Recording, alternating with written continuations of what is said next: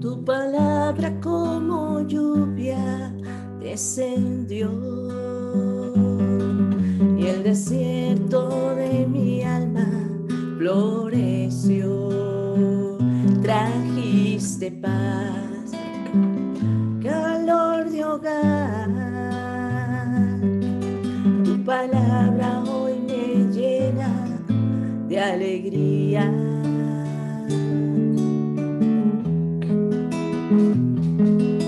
Me llamaste por mi nombre, tuyo soy. Si paso por el fuego, no arderé. Y si camino sobre las aguas, no me ahogaré, pues tú estarás conmigo. ¿A dónde iré? Solo en ti está la vida. Solo tú bastas. Nada temeré, pues que me puedes separar de ti. Ni la muerte, ni la vida.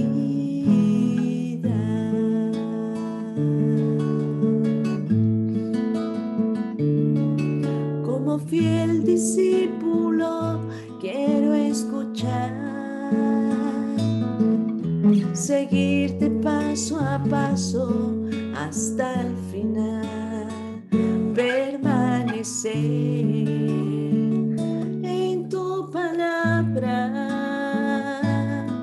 separado de ti no puedo nadar. ¿A dónde iré? Solo en ti está la vida. Solo tú bastas.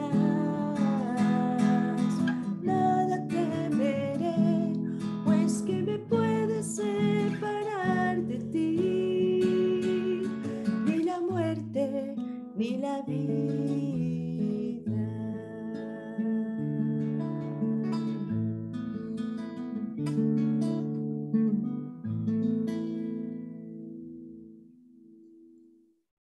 Dios te salve María, llena eres de gracia, el Señor es contigo, bendita eres entre las mujeres, bendito el fruto de tu vientre Jesús.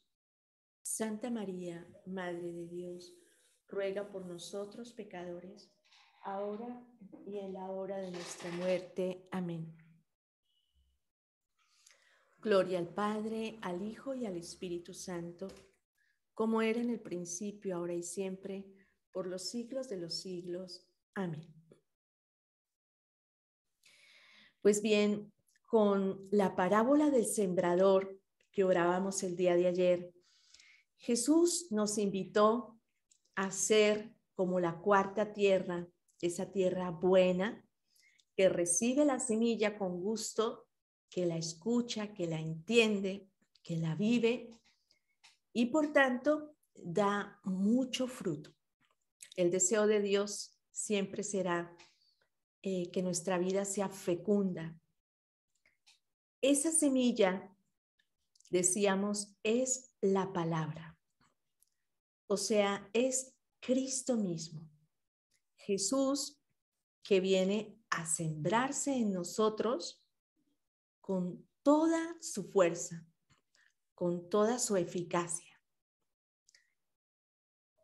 En el capítulo 55 de Isaías, versículos del 10 al 11, se nos habla de esa eficacia de la palabra de Dios. Ciertamente ayer decíamos que la semilla viene con toda su fuerza, con la potencialidad de dar fruto, pero depende mucho en qué tierra cae. Pero aunque a veces caiga entre espinas, entre piedras o al borde del camino, eso no quita la eficacia a la palabra. En sí misma la palabra sigue siendo viva, eficaz, poderosa. Ya, lastimosamente, si el discípulo no la recibe, pues puede quedar estéril, pero la palabra siempre tiene fuerza. Fuerza para fertilizar, para fecundar. Isaías 55, del 10 al 11. La palabra de Dios es como la lluvia, es como la nieve. Qué imagen tan bonita utiliza el profeta Isaías, porque la lluvia y la nieve caen para todos, se dan, descienden libremente y empapan la tierra y no regresan de vacío, no vuelven a subir de vacío, sino que hacen que la tierra germine, le hacen fructificar. Pues hoy vamos a continuar saboreando esta temática de la fuerza y del poder de la palabra de Dios. La palabra no nos deja igual. La palabra es como una espada afilada, diría San Pablo, Hebreos 4:12. Tiene tanto filo, además doble filo, que al penetrar todo lo descubre, lo cura y entrando estirpa de mí lo malo y me dispone para que yo pueda continuar mi camino. La palabra de Dios cura, sana, ilumina. Es como un espejo en el que me puedo ver reflejado sin mancha alguna, tal cual. La palabra de Dios por eso me ayuda a que yo me conozca. Decía San Agustín, Señor, que te conozca y que me conozca. Por eso, hoy podríamos preguntarnos cada quien, ¿de qué manera voy experimentando el poder de la palabra en mí? ¿Cómo la palabra te va introduciendo en un proceso de conversión, de sanación, de consolación o también de corrección? Recuerdo tanto allá por los 80 y tantos, sí, casi por los 90, cuando yo era aún discípula de la comunidad. Tenía un buen amigo que también se hizo después discípulo. Bueno, pues fuimos a una acampada, estábamos en una convivencia, los misioneros predicando, pues yo estaba como cualquier muchacha por ahí apenas abriendo los ojos, descubriendo qué es esto, esta comunidad, de qué hablan. Y estábamos en un momento de predicación. Los misioneros hablaban de todas esas charlas que damos en las convivencias. Y ya al finalizar, nos dicen que dentro de ese grupo que estábamos ahí, habían un muchacho que habían descubierto que andaba por malos pasos. Ya ven que en los 80s, 90s por Medellín abundaba el sicariato. Y en medio de los jóvenes y de todo había un sicario y pues no sabíamos nosotros.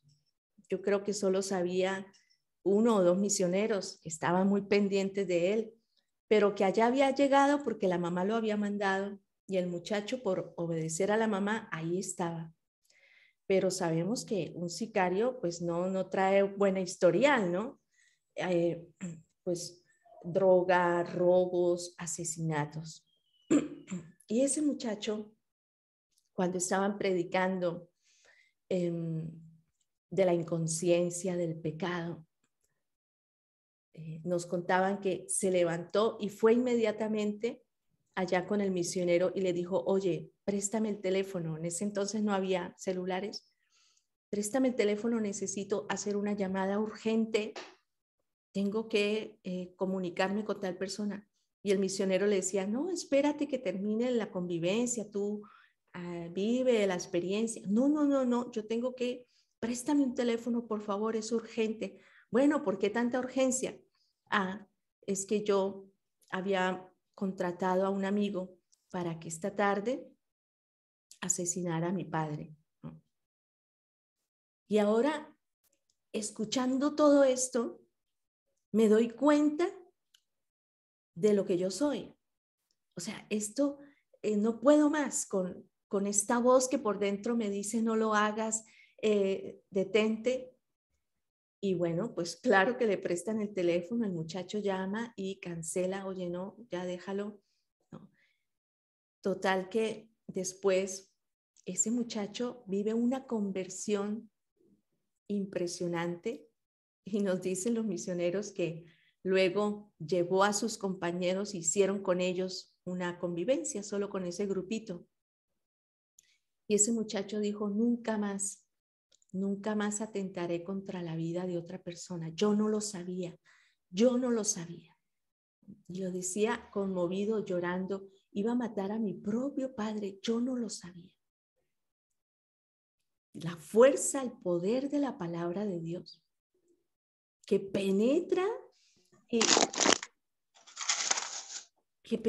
y que hace que aquel inconsciente reciba la luz, porque es como una espada afilada. Entonces, nosotros diariamente no estamos ante cualquier palabra. Claro que no. El sembrador sale a sembrar y es una semilla de gracia, pero que tiene toda la potencia. Es que se imagina si dejáramos actuar la palabra en nuestra vida a todo lo que da, sin freno, sin duda, sin miedo, sin nada que la enturbie. La palabra de Dios es capaz de hacernos santos. Sacaría de nosotros otros santos. Por eso, la invitación es trabajar esa docilidad y esa escucha, enamorarnos de la palabra de Dios, porque es medicina, porque es aquella vacuna que me libra del virus mortal, del egoísmo, de la envidia, de la soberbia. Eso es. Por eso esa palabra es luz. Y dice en Marcos 4:21, el evangelio de hoy, ¿acaso se tiene una lámpara para cubrirla con una vasija de barro o ponerla debajo de la cama? No. Esa luz hay que ponerla en la parte más alta para que ilumine y llegue a todos. Esa es la palabra de Dios. No la podemos esconder, no la podemos opacar. La palabra de Dios ha de ser puesta para todos. Por eso el Señor luego nos dice, lleva tú la palabra, lleva la luz, porque este mundo está en tinieblas. Porque el que no ve ese inconsciente no es muchas veces porque no quiera ver, sino que no sabe, nadie le ha dicho. Y sigue diciendo Marcos 4:23-24. Esa lámpara no es para ponerla debajo, sino para ponerla arriba, que todos la puedan ver. Porque nada hay oculto que no llegue a descubrirse, nada secreto que no llegue a conocerse. Quien tenga oídos, que oiga. Bueno, es decir, no podemos ocultar la gracia. Y yo pienso en ese muchacho, tantos años en la oscuridad, y de repente entra un rayito, todo lo ilumina, ¿no? Detente, ¿no? Así que si tú escuchas con atención la palabra, si le das el espacio que merece la palabra, ella te dará con creces. Dice aquí Marcos, con la medida con que ustedes midan, Dios los medirá y todavía más. Lo que tú le des a la palabra, eso te dará. Bueno, entonces los discípulos habían escuchado las parábolas acerca de la fuerza de la semilla, del poder de la palabra. Ahora estaban a punto de experimentar en su propia piel esa escucha de la palabra, esa credibilidad, ¿no? Jesús, vamos a decirlo así, los va a poner a prueba. A ver, ustedes que han creído en mis palabras, que han escuchado las predicaciones, vamos ahora a ver cómo lo reciben en su propia vida, cómo lo van a experimentar en el día a día. ¿Crees en la fuerza de la palabra? ¿Le permites a la palabra entrar a tu vida, cambiar, tocar, curar, cuestionar? Bueno, entonces tenemos Marcos capítulo 4 del 35 al 41. Marcos 4 del 35 al 41.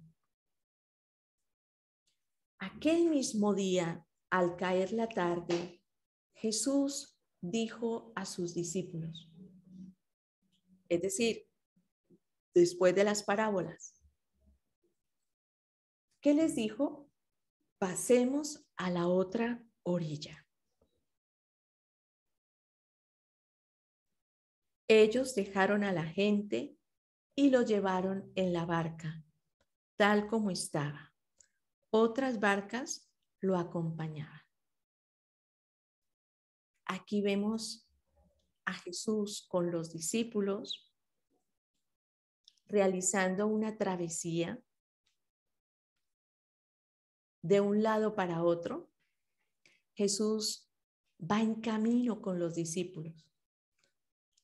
Suben, bajan, llegan, salen. Es toda una vida la que van experimentando con Jesús. Pero ahora les pide algo.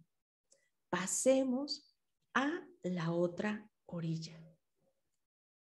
Y los discípulos se notan confiados, se notan obedientes, van viviendo su proceso de discipulado, van conociendo a Jesús. Porque recordemos que unos capítulos atrás Jesús los llamó para que estuvieran con él, para enviarlos a predicar y les mostró su poder. De modo que los discípulos estaban, digámoslo así, satisfechos, ¿no? Bueno, este Jesús, este Galileo, es un buen maestro. Mira cómo predica, mira lo que hace. Bueno, así que los discípulos obedecen y se van hacia la otra orilla. ¿Qué significa ir a la otra orilla? Pues nosotros podríamos entenderlo como el momento de los cambios. Esos momentos en los que intuimos que Jesús nos pide dar un paso más. Hay que avanzar. Vamos a la otra orilla. No te quedes en el mismo espacio, en lo que ya conoces, en lo que ya controlas, en ese pedacito de que tú dices, no, pues yo ya con la oración que hago, ya con lo que voy viviendo. No, Jesús siempre nos lleva a más. Jesús sabe el potencial que hay en ti y te dice, tú puedes dar mucho fruto. ¿Qué estás haciendo ahí? A veces uno está en grupos, gracias a Dios, tantos carismas, el Espíritu Santo nos pone aquí, nos pone allá, y uno puede estar mucho tiempo en un grupo, pero como que llega un momento en que uno siente una insatisfacción y uno dice, siento como una invitación a ir a más. Necesito dar un paso más, pero ¿cómo? ¿Dónde? No entiendo. ¿Qué es esto? A veces los grupos que llevamos se nos estancan porque, pues, bueno, es la lógica de la experiencia humana que llegamos avanzando y como que sentimos que ya no, este grupo ya no crece, ya no viene gente, ya como que se marchitó. ¿Qué le pasa? Ah, es que necesitamos dar un paso más. Necesitamos cruzar hacia la otra orilla.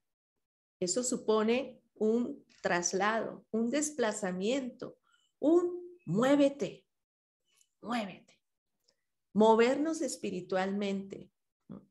A ver, tengo un grupo que lleva ya 5, 10, 15 años, más o menos esta edad, pero ¿hacia dónde nos invita el Señor que nos movamos? Los discípulos debían sentirse privilegiados de pertenecer al grupo de los 12, ¿no? Pero ¿por qué Jesús les dice, vamos, pasemos? Y además, al caer la tarde, no era mediodía, pleno sol. No, no, no, es ya como a mis 50, ¿verdad? Como a mis 60 años, al caer la tarde. Ese momento donde ya, pues viene el ocaso y como que me siento inseguro, ¿qué va a pasar? Ese pasemos a la otra orilla es un momento de cambio, de avance, de crecimiento. Pero ¿qué pasa? Versículo 37. Se levantó entonces una fuerte tempestad y las olas entraban a la barca, de manera que la barca estaba ya hundiéndose. Bueno, aquí pareciera que este texto nos pone de importancia a la barca, porque mira, en el versículo 36 lo llevaron en la barca. Ahora, versículo 37, se levanta la fuerte tempestad, las olas entraban en la barca, de manera que la barca estaba ya hundiéndose. La barca es la vida, la barca es la familia, la barca es mi lugar de trabajo, la barca es mi hábitat, la barca soy yo. Ahí estoy, navegando en este lago que ahora se muestra violento porque viene la tempestad, porque las olas se meten en la barca, no la rozan, no la empujan, sino que se meten. Y desde adentro amenaza esto con hundirse. Pues es el momento de la crisis. Los discípulos experimentan ahora el peligro. En la orilla, qué bien estamos. Pero ahora, a mitad del lago y con esta tempestad, nos sentimos amenazados de muerte. Fíjense que es una de las primeras veces que los evangelios nos muestran que los discípulos temen a la muerte. Estamos en Marcos y Marcos más adelante nos va a decir que todos los discípulos abandonan a Jesús por temor a morir. Todos lo dejaron, se fueron, lo abandonaron y Jesús va derechito a la cruz. Bueno, entonces aquí el discípulo experimenta ese miedo, esa situación de límite, donde no controlan, donde las fuerzas físicas y psicológicas desbordan, o sea, ya están en el límite de la locura, no controlamos porque las olas cubren mi barca. Entonces, aquí esta escena nos va mostrando esa lucha contra el mal. El agua, el mar, el lago, en Biblia significa la fuerza del mal. Tiene varios significados. Por una parte, el agua purifica, pero también por otra, el agua destruye. El agua es poderosa y llega, y ya lo vemos en los tsunamis, ¿no? Arrasa sin piedad. Entonces, aquí nos encontramos con un grupo de discípulos con miedo, con el pavor a la muerte, con la crisis, con el peligro inminente, que no pueden controlar la situación. Pero ¿cómo Jesús, si él sabía que iba a desatarse esa tormenta, les pide que se vayan a la otra orilla? Pero hasta ahora, estos versículos 37, prácticamente solo ese versículo nos muestra la acción de los discípulos. Ahora en el versículo 38 va a hablarnos de Jesús. A ver, en medio de toda esa escena tan catastrófica, los discípulos van, yo me los imagino, que ellos como buenos pescadores estarían buscando cómo controlar la situación. Las redes, esto, echemos esto otro, ¿qué hacemos? Estarían movidos de un lado para otro, ¿no? Porque son expertos en navegación, son pescadores. Pero no se había dicho nada de Jesús. Ahora sí, versículo 38. Jesús estaba en la popa, o sea, en la parte trasera de la barca, en la parte posterior de la barca. Pero ¿cómo estaba? Estaba dormido sobre el cabezal. Esto ya rebasa nuestra imaginación. ¿Cómo puede estar Jesús dormido con semejante escenario? Porque el lugar de atrás, ¿no? Sabemos que es donde más la barca se mueve, sube, baja, lleva. O sea, ¿cuánto movimiento tendría que haber ahí? ¿Cuánto descontrol? Pero lo contradictorio, la paradoja aquí es que Jesús está dormido, profundamente dormido. Mientras ellos batallan, Jesús descansa. Jesús está simple y llanamente, ¿no?, en su sueño. ¿Cuántas veces, verdad, en nuestras situaciones de crisis, de descontrol, preguntamos, ¿dónde está Jesús? ¿Dónde está Dios? Dicen que los escritores de la posguerra, de la Segunda Guerra Mundial, escriben esta pregunta: mientras todos nos matábamos, mientras morían inocentes, ¿dónde estaba Dios? ¿Dónde estaba Dios en los campos de concentración? ¿Dónde estaba mientras las bombas estallan? ¿Qué hace Dios? Es una pregunta, ¿verdad? También que nosotros nos habremos hecho tantas veces en nuestros momentos de crisis, de duelos, de tormentas, de no ver, de una enfermedad de un hijo, de un hermano, de una crisis económica, de un desplome, etcétera. Pues claro que te mueve el tapete y que te preguntas, ¿dónde está? Así que Jesús duerme. Los discípulos le dijeron, maestro, o sea, le dicen, oye, maestro, con tu nombre de autoridad, eres nuestro responsable, eres el que nos ha metido en esta barca, eres el maestro.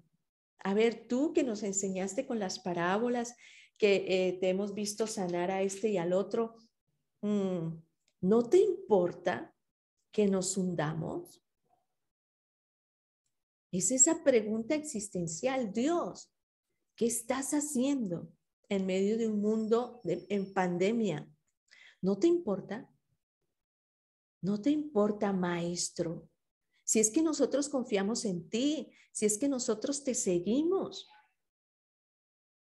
¿Qué hace Jesús? Aquí viene la gran lección para los discípulos.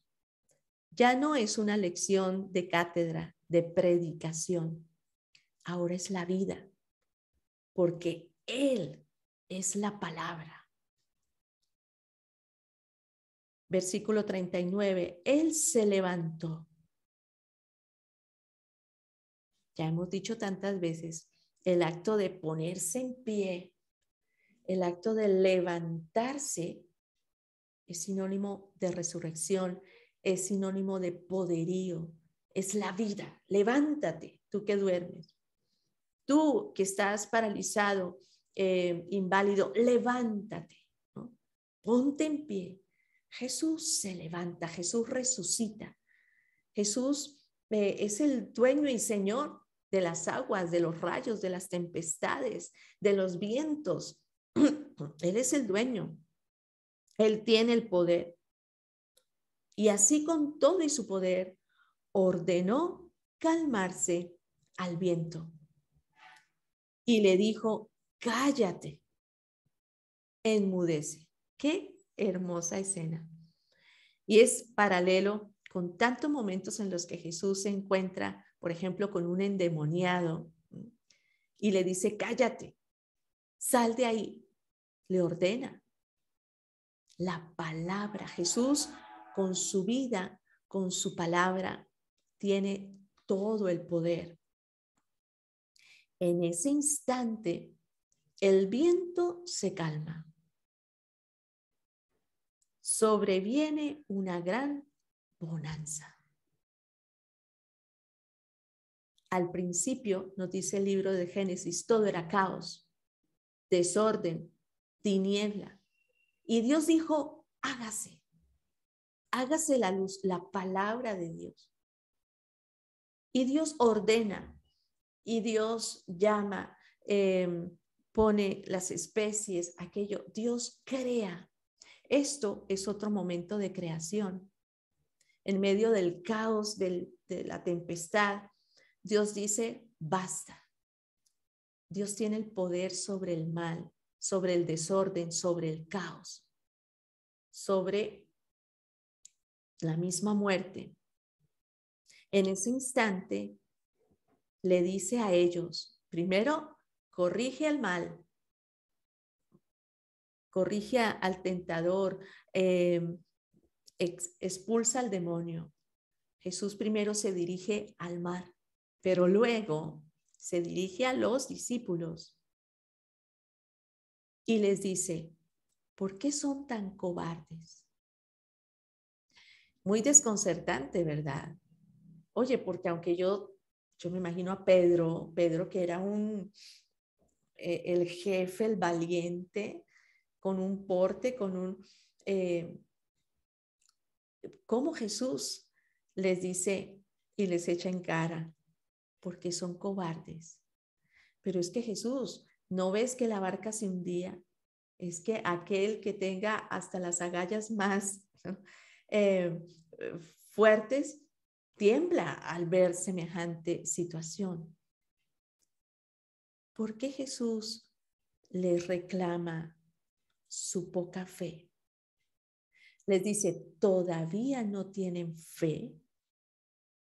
Mira lo que hemos vivido. Ustedes han recorrido conmigo y aún no tienes fe. Qué exigente es Jesús, ¿verdad? O sea, Jesús no nos quiere con una fe así como de sentimientos. Cuando todo me va bien, entonces sí creo. A ver, cuando todo te va mal, cuando ya ni ganas de orar tienes, cuando no ves con claridad. Y es que hemos pasado por ahí todos, por momentos de crisis fuertes. Y el Señor nos dice, solo ten fe, porque yo soy la palabra viva y eficaz del Padre. Porque si yo pude hacer del caos un mundo, porque si yo pude salir de la tumba y resucitar, no voy a poder hoy con este mundo. No voy a poder sacar lo precioso de lo vil. No voy a poder expulsar estos demonios. No voy a poder con tu familia. No voy a poder con esa persona. Solo ten fe. Ellos se llenaron de gran temor. Porque acordémonos que estamos presenciando el anuncio del reino, un reino nuevo, el reino de Dios. Y el reino de Dios es misterioso. No lo podemos abarcar, dominar. Aquí tengo el reino de Dios, ya me lo eché al bolsillo, ya sé manejarme en esta situación, ya sé cómo se controla esto. Sí, la fe. Estamos en un terreno de misterio que va más allá de nuestras expectativas, que nos descontrola, porque a Dios no lo podemos controlar, porque de Dios nadie se burla, porque Él siempre nos saldrá al paso y nos dirá, ¿por qué aún no tienes fe? Ese temor de estar delante de alguien que realmente sabe lo que hace. ¿Se acuerdan que cuando Jesús llamó a Pedro, Pedro se sintió indigno y se atemorizó? Soy un pecador, claro. Fue un momento, yo me imagino a los discípulos del grito, de la algarabía, ahora pasan a un silencio, avergonzados, sorprendidos, conmocionados. ¿Quién es este? Fíjate y quédate en esta pregunta. Es la conclusión de esta travesía. ¿Quién es este que hasta el viento y el lago lo obedecen? ¿Te has dado cuenta quién es ese Jesús al que estás siguiendo? A veces sin querer le quitamos poder a Dios. Cuando caemos en la depresión, en el pesimismo, en el miedo, en la zozobra, en la angustia, le estamos quitando poder a Dios. Oye, pero ¿no has visto que si puede con el viento, con el mar, con las tormentas? Porque para Él nada hay imposible. Entonces hoy, pues, dejemos que Jesús nos diga, pasemos a la otra orilla. Hoy, pero es que ya sé lo que va a pasar, Señor, me da miedo. No, porque yo soy ese Dios que puede con todo. Pues, queridos hermanos, llevados de la mano de la palabra, adentrémonos. Si puedes hacer una composición del lugar, métete a la barca. Ahí vas. ¿Quiénes van contigo en la barca? Tu familia. Los casos más difíciles que puedas encontrarte, tu comunidad, la iglesia, el mundo. Identifica esos momentos de tormenta, de duda, de crisis. Es que cada vez que un hijo crece, ¿verdad? Que el padre y la madre viven su crisis. Cada vez que un hijo cae, son momentos de tempestad. Y corremos de un lado para otro, no sabemos qué hacer. Y aunque parece que a Dios no le inmuta, y ese estar dormido simple y sencillamente es una invitación a la confianza, porque Dios está. Y donde Dios está, pues no tienes nada que temer. Pues que la Virgen también hoy nos ayude a estrenar o a renovar esa confianza total y absoluta en el poder del Señor. Pues les dejo en su oración personal, Dios mediante, mañana nos volvemos a encontrar. Gloria al Padre, al Hijo y al Espíritu Santo, como era en un principio, ahora y siempre, por los siglos de los siglos. Amén.